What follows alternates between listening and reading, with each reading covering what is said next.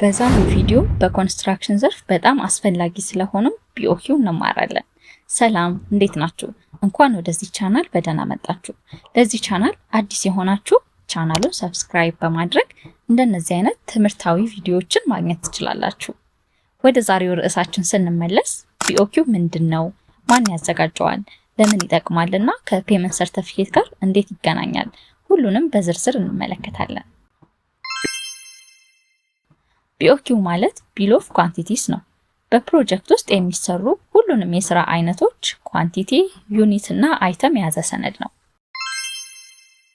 አንደኛ የጨረታ ዋጋ ለማቅረብ፣ ሁለተኛ የፕሮጀክት ወጪ ለማስላት፣ ሶስተኛ የተሰራውን ስራ ለመለካት፣ አራተኛ ፔመንት ሰርቲፊኬት ለማዘጋጀት እንዲሁም ቫሪዬሽን ኦርደር ለማስላት ይጠቅማል። በአብዛኛው ቢኦኪው የሚያዘጋጀው ኳንቲቲ ሰርቬየር፣ ኮስት ኢንጂነር ወይም ኮንሰልታንት ናቸው። እነዚህ ከድሮይንግ እና ስፔሲፊኬሽን በመነሳት ቴክኦፍ ያዘጋጃሉ፣ ከዛም ቢኦኪው ያዘጋጃሉ።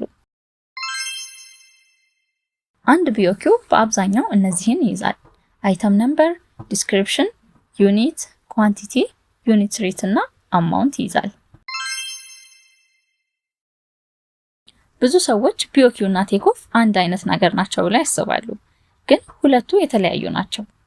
ቴክኦፍ ምንድን ነው? ቴክኦፍ ማለት ከድሮይንግ ላይ ወይም ከተሰራው ስራ ላይ የእያንዳንዱን ስራ መጠን ማውጣት ነው። ቢኦኪው ምንድን ነው? ቢኦኪው ማለት ቢል ኦፍ ኳንቲቲስ ማለት ሲሆን የስራውን ዝርዝር መጠን፣ ዩኒት እና ዩኒት ፕራይስ የያዘ ሰነድ ነው። ቢኦኪው የቴንደር፣ ኮስት ኢስቲሜት እና ፔመንት ሰርቲፊኬት መሰረት ነው። ልዩነታቸው: ቴክኦፍ መጠን ማውጣት ነው። ቢኦኪው ደግሞ ያንን ከዋጋና ከሌሎች መረጃዎች ጋር በአንድ ያቀርባል። በአብዛኛው ቴክኦፍ ቀድሞ ይሰራል፣ ከዛ ደግሞ ቢኦኪው ይዘጋጃል። ፔመንት ሰርቲፊኬት ሲዘጋጅ ቢኦኪው በጣም አስፈላጊ ነው። ምክንያቱም ቢኦኪው ኳንቲቲ፣ ዩኒት ሬት፣ ወርክ ደን በመጠቀም ከረንት ፔመንት ይሰላል። አዲስ ስራ ከተጨመረ ወይም ስራ ከተቀየረ ቢኦኪው መሰረት በማድረግ ቫሪዬሽን ኦርደር ይዘጋጃል። ስለ ቫሪዬሽን ኦርደር ቪዲዮ የምትፈልጉ ኮሜንት ላይ ያሳውቁኝ። ቢኦኪው ለማን ይጠቅማል? አንደኛ ለኳንቲቲ ሰርቬየር፣ ሁለተኛ ለሳይት ኢንጂነር፣ ሶስተኛ ለኦፊስ ኢንጂነር፣ አራተኛ ለኮንሰልታንት፣ አምስተኛ ለኮንትራክተር፣ ስድስተኛ ለክላየንት እንዲሁም ሰባተኛ ለኮንስትራክሽን ተማሪዎች። በአጠቃላይ ሁሉም ቢኦኪው ማንበብና መረዳት ማወቅ አለባቸው።